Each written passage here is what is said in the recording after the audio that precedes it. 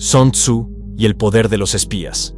Cómo ganar guerras sin luchar. Durante siglos, los ejércitos más poderosos del mundo creyeron que la victoria dependía únicamente de la fuerza bruta.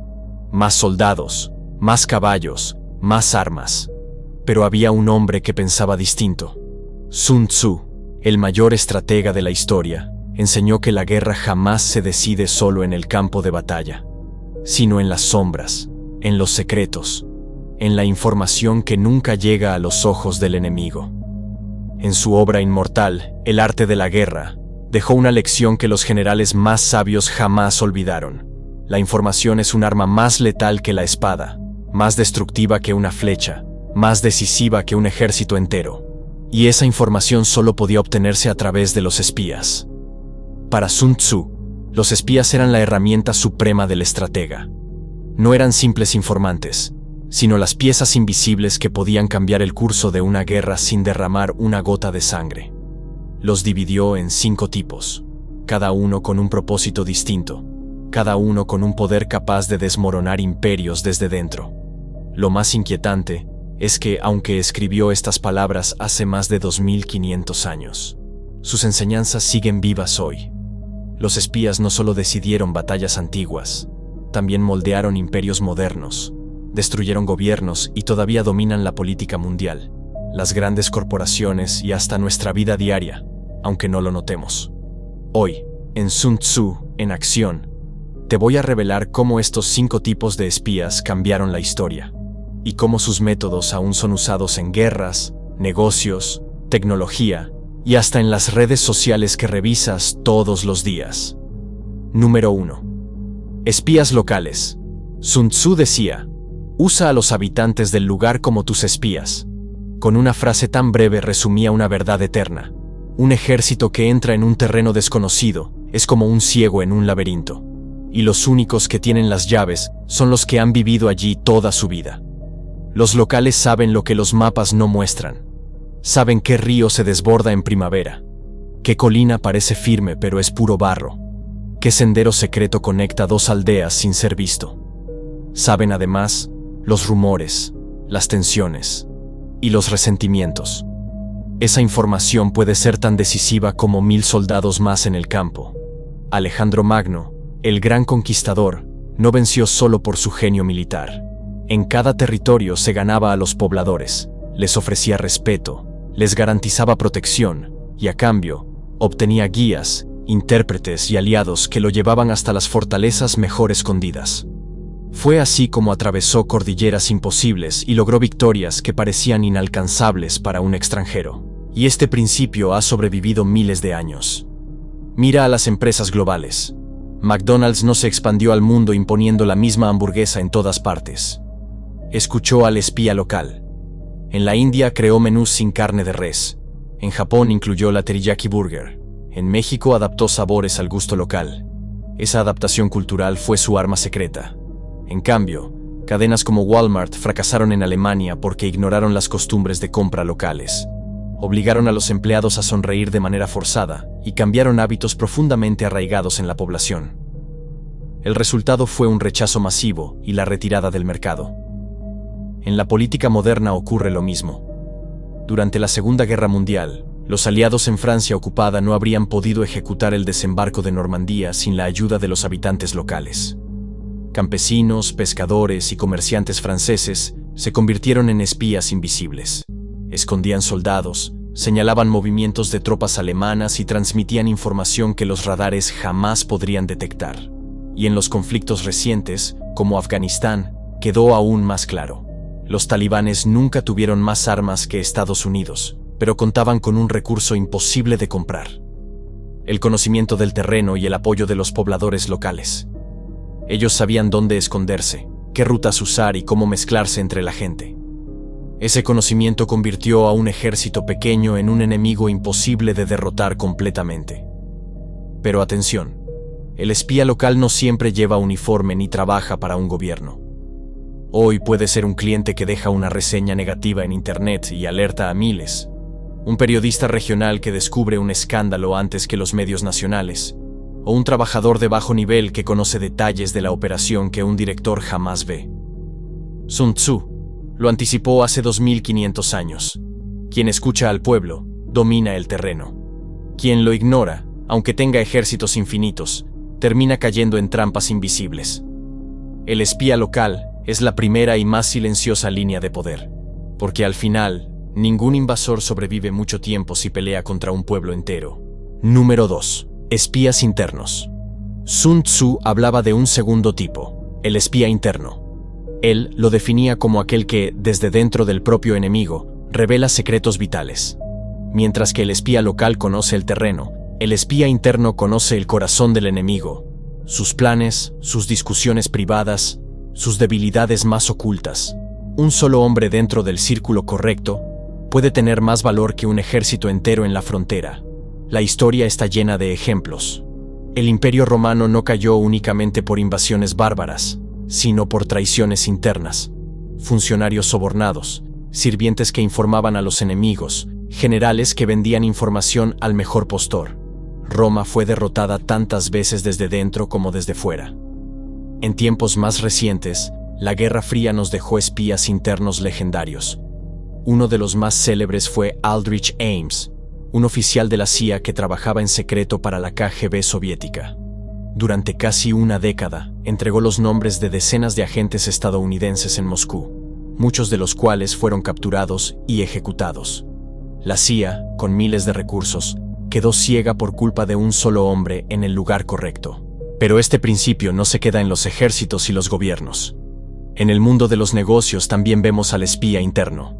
Samsung y Apple han librado batallas legales multimillonarias por filtraciones internas de empleados que compartieron diseños, prototipos y estrategias de productos. Basta que una persona dentro de la compañía revele un plano, un algoritmo o una estrategia de marketing, para que el competidor prepare un contraataque antes de tiempo. Incluso la política moderna depende de estos espías internos. Filtraciones como las de Edward Snowden, quien reveló programas de vigilancia masiva de la NSA, o Chelsea Manning, con los documentos de Wikileaks, cambiaron no solo la percepción pública, sino también el equilibrio político global. Eran parte del sistema, hasta que decidieron hablar. Y no olvidemos lo cotidiano. En cualquier empresa pequeña, el espía interno puede ser ese empleado descontento que comparte con la competencia precios, proveedores o debilidades. Muchas compañías han caído no por ataques externos, sino porque alguien dentro entregó la información clave. Sun Tzu lo sabía hace 2500 años. El enemigo más peligroso no siempre está fuera de tus murallas. A veces cena contigo en la misma mesa. El espía interno demuestra que no importa cuán fuerte sea un ejército o una corporación. Si alguien en el corazón de la estructura abre la puerta, la derrota ya está escrita. Número 3. Espías dobles. Sun Tzu hablaba de un tercer tipo, el espía doble, el más peligroso de todos. ¿En qué consiste? En tomar a un espía enemigo y convertirlo en tu propia arma. No es simplemente alguien que cambia de bando. Es alguien que, al permanecer bajo la apariencia de lealtad al enemigo, lo alimenta con la información que tú mismo diseñaste. Así, no solo obtienes sus secretos, sino que creas una realidad ficticia en la mente del adversario. Sun Tzu entendía que el espía doble es la forma más elevada del engaño, porque no solo confunde, convierte al enemigo en víctima de sus propias decisiones equivocadas. En la historia, pocos ejemplos son tan claros como la Operación Double Cross en la Segunda Guerra Mundial. Los aliados capturaron a varios espías nazis en Inglaterra y, en lugar de ejecutarlos, los convirtieron en agentes dobles. Les permitieron seguir comunicándose con Berlín, pero cada mensaje estaba cuidadosamente manipulado. El resultado: Hitler creyó que el desembarco sería en Calais, no en Normandía. Ese error estratégico, alimentado por sus propios espías, permitió a los aliados abrir la puerta a la liberación de Europa. Fue una victoria ganada más con tinta y papel que con balas. Pero no hace falta ir tan atrás. En la Guerra Fría, los espías dobles fueron casi una moneda común. El caso de Aldrich Ames, agente de la CIA que trabajó en secreto para la KGB, es un ejemplo devastador. Durante años entregó información que permitió la captura y ejecución de decenas de agentes estadounidenses en la Unión Soviética. Su traición costó más vidas que muchas batallas abiertas. Y en el otro extremo, el famoso Kim Philby, miembro del Círculo de Cambridge, jugó el doble papel perfecto.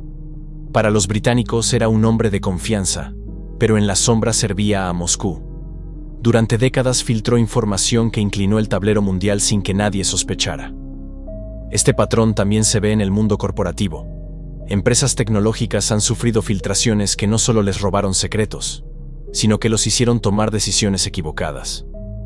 En algunos casos, lo que se filtraba era desinformación planeada. Apple, por ejemplo, ha jugado con rumores controlados sobre supuestos proyectos, distrayendo a sus competidores que gastaron millones intentando adelantarse a un producto que nunca llegaría al mercado. Hoy, en la era digital, el espía doble ya no siempre es humano. Muchas veces son cuentas falsas, bots o insiders digitales.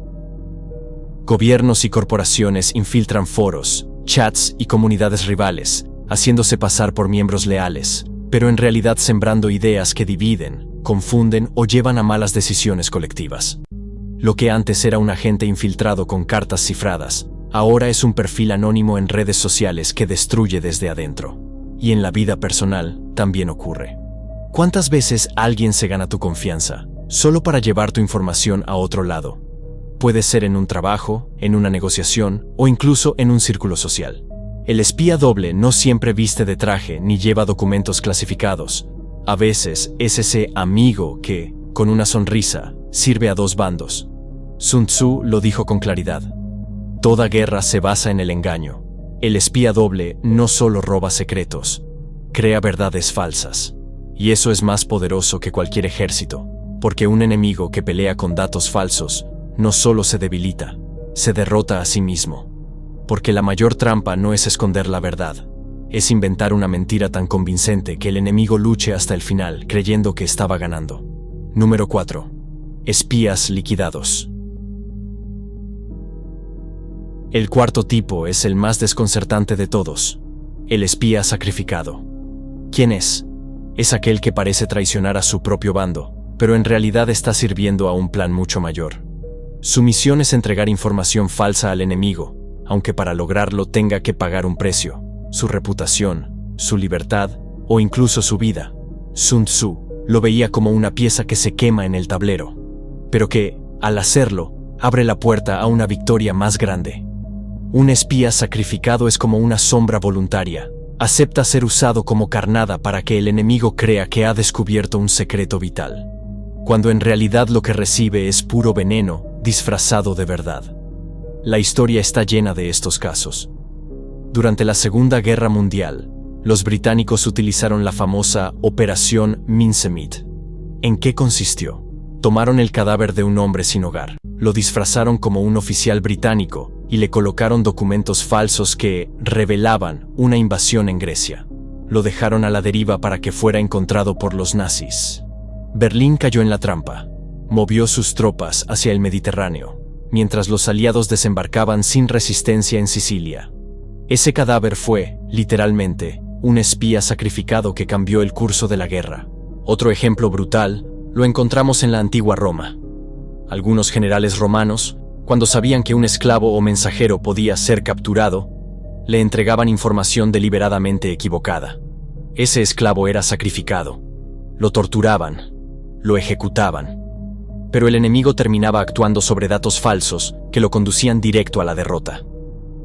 En la era moderna, el espionaje digital también utiliza esta táctica.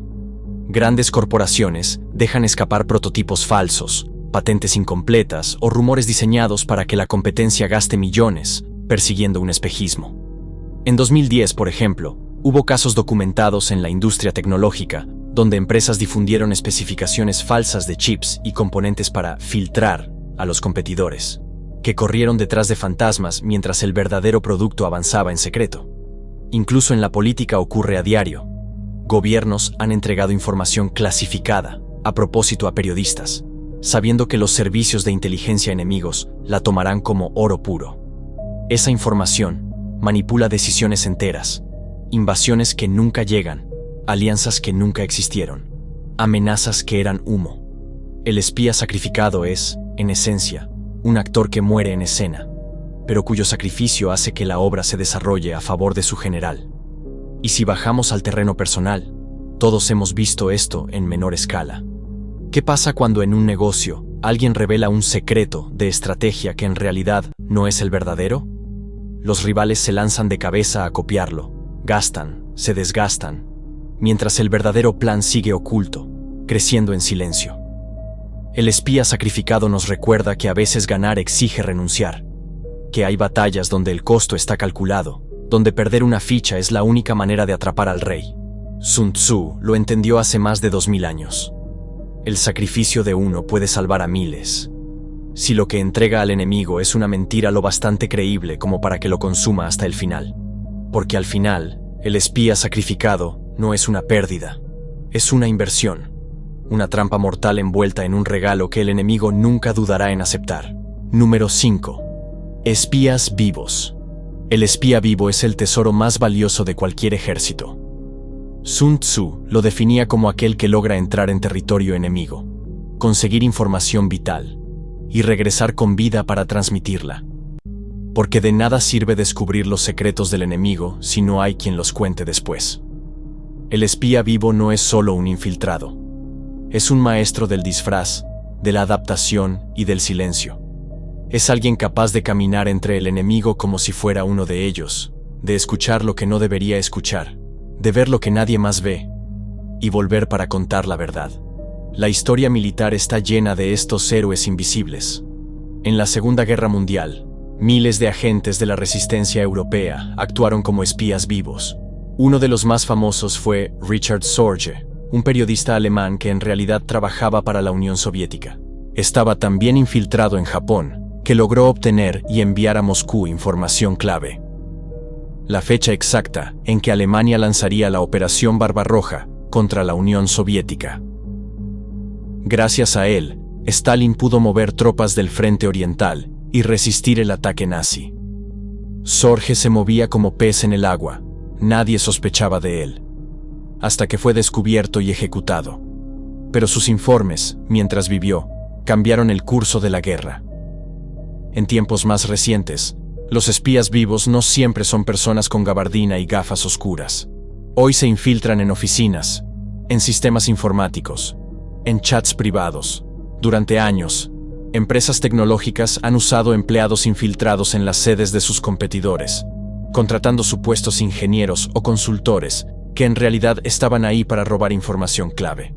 Casos como el de Waymo contra Uber, donde un ingeniero fue acusado de robar datos secretos sobre autos autónomos, muestran que esta práctica sigue tan viva como hace 2500 años. Pero el espía vivo no solo actúa en guerras y negocios, también en política. Los servicios de inteligencia modernos dependen de ellos más que de cualquier tecnología. Puedes tener satélites, drones o hackers, pero nada reemplaza a una persona que camina dentro del círculo íntimo de un enemigo y escucha lo que nadie debería escuchar. La CIA, el Mossad, la KGB, todos han construido sus imperios de poder gracias a esos hombres y mujeres que arriesgaron todo para regresar con un dato que valía más que un ejército entero. Incluso en la vida cotidiana podemos ver su reflejo. En el mundo digital, un espía vivo puede ser un usuario encubierto que se infiltra en comunidades privadas, en grupos de competencia, en foros exclusivos, y que regresa con información que permite adelantarse a los rivales. Hoy, ese espía puede no usar capa ni pistola, sino un perfil falso en redes sociales. Sun Tzu lo sabía. Un espía vivo vale más que 1000 soldados muertos, porque la información que trae puede evitar batallas enteras, puede salvar ejércitos y decidir victorias antes de que la primera flecha sea disparada. Y lo más fascinante es que, a diferencia del espía sacrificado, este no muere en la misión. Sobrevive, vuelve, y en sus palabras lleva el peso de la guerra misma. Por eso, al final de su obra, Sun Tzu remarcaba algo claro. La base de toda victoria está en conocer al enemigo.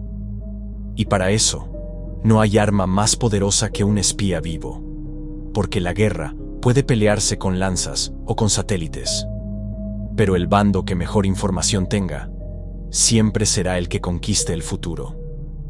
Para Sun Tzu, los espías no eran un lujo. Eran el corazón de la guerra. Con espadas se gana una batalla, pero con información se gana el futuro. Lo entendieron los grandes imperios de la historia. Roma, que dominaba con legiones, también sobrevivía gracias a sus informantes en los territorios conquistados. Y lo entienden hoy las potencias modernas. En un mundo donde la tecnología avanza a la velocidad de la luz, la información es la nueva pólvora. En pleno siglo XXI, los espías ya no siempre llevan capa o uniforme. Hoy son datos filtrados que derriban gobiernos, algoritmos que predicen elecciones, hackers que entran en los sistemas más blindados, o incluso simples rumores en redes sociales capaces de hundir la reputación de una empresa en cuestión de horas. Un tweet puede causar más daño que una bala. Una filtración puede cambiar más que una batalla. El mensaje de Sun Tzu sigue intacto después de 2500 años. Quien sabe antes, vence primero. Por eso, la guerra más poderosa ya no se libra en los campos, sino en la mente, en la economía, en la información.